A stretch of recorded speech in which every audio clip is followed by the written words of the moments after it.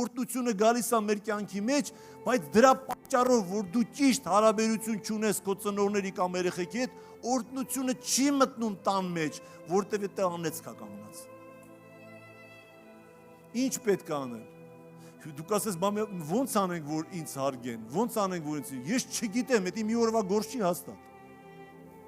Մի օրում դու չես կարող երեխեքին ասես, դու պետք է ինձ սիրես, դու մի օրում չես կարող հայր դառնաս։ Դա աշխատանք է, դա կյանք է, դա մտածելակերպ է, դա սխալները շտկել է, դա ինչ-որ համարձակ քայլ անել է ու երեխու հետ նստել ու ազնիվ խոսալ է։ Մենք շատ անգամ խուսափում ենք մեր երեխեքի հետ խոսելուց, որովհետև չենք կարողանում։ Ասում ենք, դե լավ, դե չի ստացվի, մենք աշկերը փագում ենք մեր, ասում ենք, դե լավ, դե ոնց գնաց, բայց իրանք դրա կարիք ունեն։ Եվ երեխեք դուք էլ իմացեք, ծնողները իրենք անսխալ չեն։ Եվ իրենք կարան խիստ լինեն։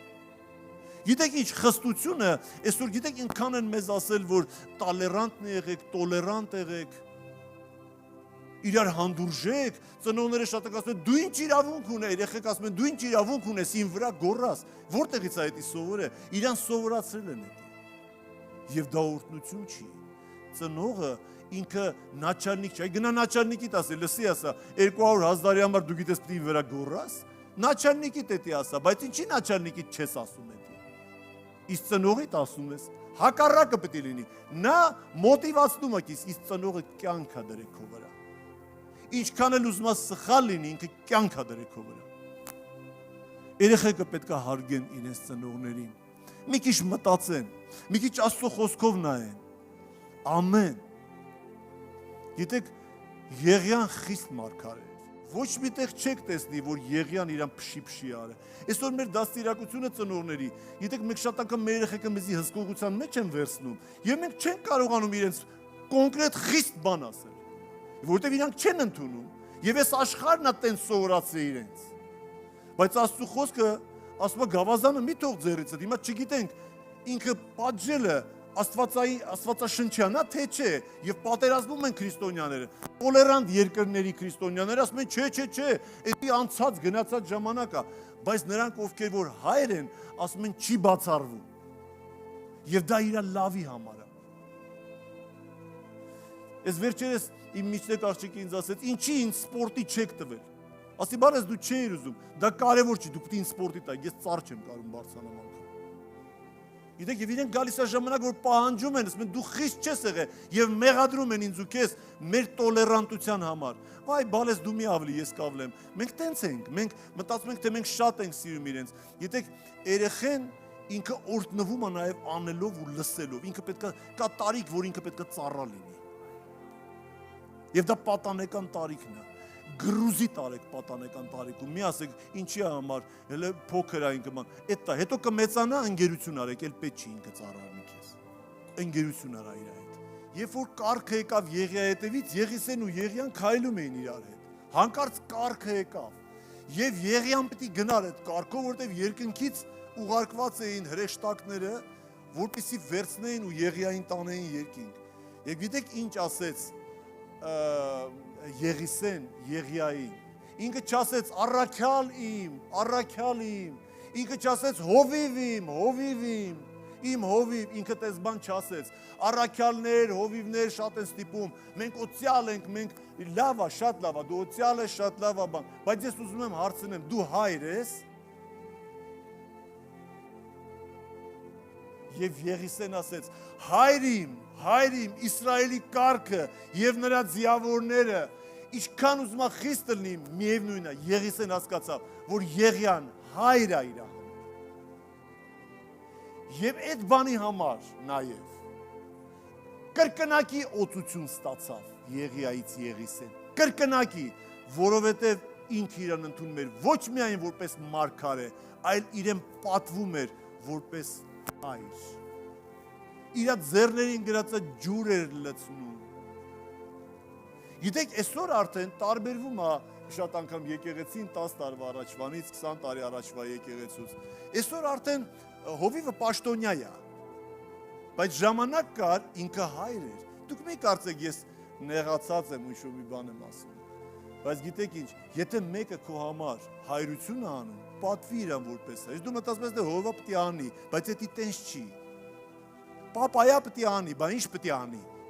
Բայց դա ճիշտ չի, դա վերաբերմունք չի։ Ինքը կարա պապա լինի, բայց չանի։ Քիչ պապաներ կան, որ չեն անում։ Ինքը կարա հովիվ լինի, քարոզի թողի գնա։ Ինքը կարա քեզ մոտիվացնի, դու ասես, էս ինչ լավն է ինքը, էս ինչ լավ առաջնորդ է, իմ առաջնորդը միշտ ասում է դու կարաս, բայց ուրախացողի հետ ուրախանալ է պետք, լացողի հետ լացող է պետք, էս սա է պապան։ Ոչ թե միշտ ասում դու կարաս, այ բալամ, տենում ես էսի սխալ տեղ ճանապարհով ա գնում, դու ո՞նց ես ասում կարամ։ Բա որ ես իրան ասեմ, չէ, մի արա էդի, ինքը չի ասի, ինձ դու անհավատ ես։ Մենք չենք կարող եղնում այսօր շատերին ասենք մի արա էդի, չի ստացվի քո մոտ, մի արա էդի։ Կասի դու անհավատություն ես բերում իմ մեջ։ Այս տպավորությունը ոնց որ Աստված պետքա միշտ ասում է արա։ Աստված էլ ասում է, եթե դու էսի անես, քո կյանքի մեջ անեց կգա։ Հիմա ինքը ինչ կռում է մեր վրա։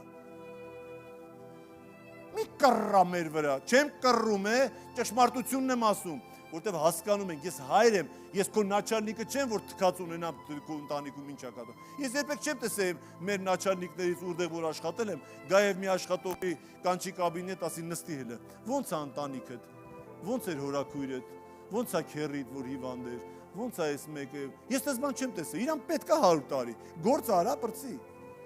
Ես դες մի հետաքրքիր բան ասեմ, ինձ ուզում էին նաչալնիկ դնել խանութներից մեկում, որտեղ որ ես աշխատում եմ։ Գիտեք ինչի չդրեցին նաչալնիկ։ Նախ ես չուզեցի,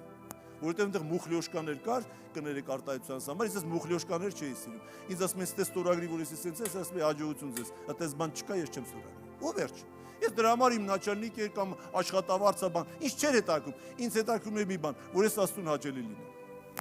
Եվ երբ որ մի օր լվում էին այդ աշխատանքից հետո պահեցին աշխատողներին, որպեսզի այդ գետինը լվանան ամբողջ խանութի գործիք էին բերել ավտոմատ լվացող եւ ասեցին ոչ մեկը տուն չգնաք, որտեղ պետք է աշխատանքից հետո մնաք լվանակ գետին։ Եվ դիրեկտորը խանութի, ոչ թե տերը, դիրեկտորը եկավ եւ ասաց տերը ասում է, տերն էլ մեր ընկերներ էլի, ես մեր ընկերներն էին։ Տերը ասում է, որ բոլորդ պետք է աշխատանքից հետո մնաք։ Ես իրեն ասեցի լսի, այս մարդիկ և մենք, բայց ես այս մարդկանց, իմ համար չեմ ասում ռոյալ, առավոտվա ժամը 9:30-ից ստեղ եմ, և այս մարդիկ արդեն ժամը 8-ն է, ժամանակը երկար են աշխատում, 8-ներ, 9-ներ, աշխատում են, այդքան ոտի վրա կանգնած, ով որ չեր ծխում, դառնում էր ծխող, որ գոնե գնար մի 5 րոպե ծխեր, նստեր հանգստանար։ Ասում ես մարդիկ այսքան աշխատանքից հետո դու իրանց ասում ես մնա, այս մարդիկ ընտանիք ունեն մեկ, վաղը նորից պիտի աշխատանքի գան, չեն կարող աշխատեն այս մարդիկ։ Դուք վնաս եք տալիս ես, գնա ասում է, ասա, որ իրենք թող չմնան, աշխատող բերեք, վարձեք թող մաքրեն, փող չունեք։ Բայց իրանք իրանք չի հետաքրքրում դու ծնող ունես, տունը մամա ունես, երեխա ունես, իրենց չի հետաքրքրում, նաչալնիկներին չի հետաքրքրում։ Լսեք ես ձեզ ասեմ, եթե դու լիդեր ես, նաչալնիկ մի եղի, պապա եղի, կանչի քո աշխատողներին, ասա ոնց ես նստիլը, երեխեդ ոնց է, ընդունվեց, ինչ պրոբլեմ կա, ինչով կարանք մենք քեզ օգնենք։ Եվ գիտեք աղմուկ բարձրացավ։ Նաչալնիկները իմ ընկերներից կանչեցին, ասեցին հետո, արդեն այդ պահին ես ասեցի, եթե դու չես անում էդի, դու հայր չես, դու ոչ թե մենակ պետքա դիրեկտոր լինես, դու պետքա հայր լինես, մի ոտդ մեր հետ լինի, մյուս ոտդ ընդեղ լինի, իրանց էլ կարողանաս համուզես, բայց քո ժողովրդին հայրություն արա, ընենց արա, որ այս երեխեքը գնան տուն, հոգնած են, բայց ինքը ասեց, ես չեմ անետի, ես չեմ կար ասեմ, ասեցի, դե ես գնացի, ես է կոնֆերանս էի գնում մյուս օրը, ես կարայի մնա, ինձ խնդիր չէր, ասեցի սկզբունքային օրին ես գնում եմ, դե կգնաս իրանց կասես, Տիգրանը գնաց։ Հետո այս կոնֆերանսի տեղը տեր ինձ ասեց, իզուր այդ մարդուն տենց ասեցի բոլորի մոտ, մի խոսքով ես գնացի իր այդ բարիշեցի ինչևից է, հետո նաչալնիկները կանչեցին, ես ասեցի, ես համաձայն չեմ, դիրեկտորը պետք է հայր լինի։ Վարչապետը պետք է հայր լինի։ Եթե ուզում է լինի, շատ լավ է դա։ Ինքը պետք է հայր լինի։ Ինքը պետք է մտածի ոնց դու լավ ապրես։